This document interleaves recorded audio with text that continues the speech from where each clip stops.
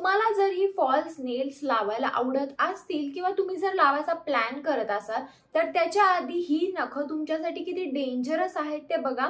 तर आज मी तुम्हाला त्याचे दोन बाजू सांगणार आहेत, एक फॉल्स नेल्सची चांगली बाजू आणि दुसरी डेंजरस म्हणजे त्याचे साइड इफेक्ट। चला तर मग हा आजचा नखांचा व्हिडिओ आपण लगेच चालू करूया। पहिला आपण या नखांची चांगली बाजू बघूया। जर तुम्हाला नखांचा लुक चांगला ठेवायला आवडतो, तुमच्या आउटफिट सोबत तुम्हाला नख मॅच करायला आवडतात, तर तुम्ही हे आर्टिफिशियल नख वापरू शकता। आर्टिफिशियल नख लावली तर तुमचे ओरिजिनल नख तुटणार नाहीत आणि जे आपण आपल्या नॅचरल नखांवर नेल पेंट लावतो किंवा काहीतरी असं आपण आर्ट करतो, तर नॅचरल नखांवर इतकं जास्त आर्ट होत नाही जितकं की आर्टिफिशियल फॉल्स नेल्सवर आपण आर्ट करू शकतो। त्याचा एक फायदा आहे, त्याच्यासाठी तुम्ही हा आर्टिफिशियल नख वापरू शकता। नॅचरल नख आपण खूप जास्त लांब वाढवू शकत नाही, नाहीतर ती लगेच तुटतात, पण आर्टिफिशियल नख आपल्याला जेवढी लेंथची पाहिजे आहे तेवढे आपण लावू शकतो। कितीही लेंथची मोठी नख आपण आर्टिफिशियल नखांना लावू शकतो। नेल पेंट रोज तुम्हाला जर लावायचा कंटाळ येत असेल किंवा रोज जर काही नेल आर्ट करायचा कंटाळ येत असेल तर तुम्ही ही आर्टिफिशियल नख वापरू शकता। आणि ह्या नखांचं काय असतं की तुम्ही थोडं जरी बोर झाला तर ती नख काढून तुम्ही लगेच दुसरी लावू शकता। त्यामुळे जर तुम्हाला असंही करायला आवडत असेल तर तुमच्यासाठी आर्टिफिशियल नख चांगली आहेत। पण ही आर्टिफिशियल नख आपल्या नॅचरल नखांसाठी किती डेंजरस आहेत ते बघूया। आता ही आर्टिफिशियल नख किती धोकादायक आहेत, डेंजरस आहेत, तर ती का डेंजरस आहेत ते बघूया। तर आर्टिफिशियल नखांमुळे ना बरेचदा ॲलर्जी, इरिटेशन आणि नखांवर फंगल इन्फेक्शन देखील होतं। तर लावायच्या आधी तुम्ही आधी एका नखावर ट्राय करा की ते कसं दिसतंय, काय तुम्हाला प्रॉब्लेम होतोय, काय इन्फेक्शन होतंय, खाजवतंय, काय लालपणा होतोय, काय होतंय ते आधी चेक करा, मगच तुम्ही बाकीची नख करू शकता। आणि जर व्यवस्थित बेस आपला बसला नाही तर नॅचरल जी आपली नख असतात ते देखील जाऊ शकतात।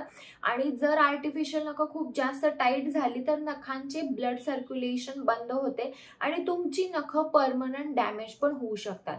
तर असे मी भरपूर माझ्या फ्रेंड्स मध्ये बघितलेत की जे लोक सारखे सारखे आर्टिफिशियल नख वापरतात ना, त्यांच्या ओरिजिनल नखांची वाढच होत नाही, कारण इथे जर ब्लड सर्क्युलेशनच थांबलं, कारण आर्टिफिशियल नख खूप टाईटली बसलेली असतात, त्यामुळे इथलं ब्लड सर्क्युलेशन थांबतं आणि मग परत तुमच्या नॅचरल नखांची वाढ होत नाही, नॅचरल नखांची शाईन निघून जाते आणि तुम्हाला मग कायम आर्टिफिशियल नखच लावायला लागणार, कारण नॅचरल नख तुमची वाढणारच नाहीत। 2 ते 3 आठवड्यांनी तुम्हाला परत ते रिप्लेस करायला लागणार, फिलिंग करायला लागणार। आणि जे ते केमिकल्स वापरतात ना त्याच्यामुळे आपले जे खरी नख असतात ती खराब होऊ शकतात।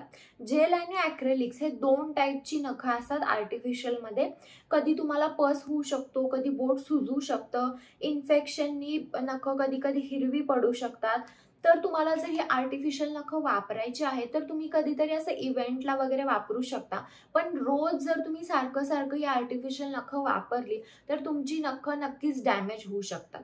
म्हणजे मी तुम्हाला एक त्याची चांगली बाजू जी सांगितली ती अशी होती की तुम्ही कधीतरी ही आर्टिफिशियल फॉल्स नेल्स ट्राय करू शकता, पण रोज रोज जर तुम्ही दर आठवड्याला वेगळी नख वापरत असाल तर आपल्या नखांना थोडासा त्रास होऊ शकतो। आणि बरेचदा जिथे आपण नेल आर्ट करायला जातो तिथे जर प्रोफेशनल नसले किंवा त्यांना जर इतकं जास्त त्यातलं नॉलेज नसलं तर बरेचदा आपल्या नखांना काहीतरी इन्फेक्शन प्रॉब्लेम होऊ शकतो। त्यामुळे जिथे पण तुम्ही आर्टिफिशियल नख करायला जाल तिथे प्रोफेशनलकडे जा, असंही कुठेही जाऊन अशी नख करू नका, कारण ते खूप इम्पॉर्टंट आहे की तुम्ही चांगल्या प्रोफेशनलकडूनच नेल आर्ट किंवा हे फॉल्स नेल्स करून घ्या। तर हा होता आजचा माझा व्हिडिओ आर्टिफिशियल नेल्स बद्दल। तर तुम्ही कधी हे आर्टिफिशियल नेल्स वापरलेत का, तुमचं काय काय एक्सपिरियन्स आहे, तुम्हाला कधी फंगस इन्फेक्शन झालं आहे का, तुम्हाला कमेंट बॉक्समध्ये नक्की सांगा। आणि हा व्हिडिओ जर आवडला असेल व्हिडिओला लाईक करा, शेअर करा आणि चॅनल सबस्क्राईब करायला विसरू नका। चला तर मग आपण लवकरच भेटूया एका नवीन व्हिडिओमध्ये, तोपर्यंत काळजी घ्या, बाय।